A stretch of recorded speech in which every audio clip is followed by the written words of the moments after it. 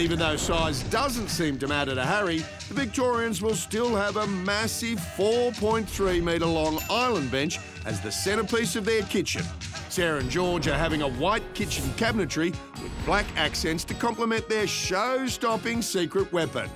Curved island bench made from a natural stone called dolomite. Daniel and Jade have teed up a secret weapon that they hope will blow the socks off the judges. And tomorrow's delivery of the Christian Cole handmade timber island bench has them excited.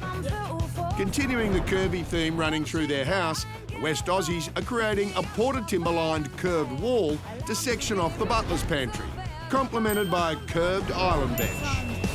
Integrated into their massive Kingsman kitchen design is an induction cooktop, gas wok burner, 2 range hoods, dishwasher, a combi steam oven, a conventional oven, a coffee machine, a sous vide vacuum drawer, a warming drawer, then, on this bank, a freezer, a 900 watt fridge and a $16,000 wine fridge.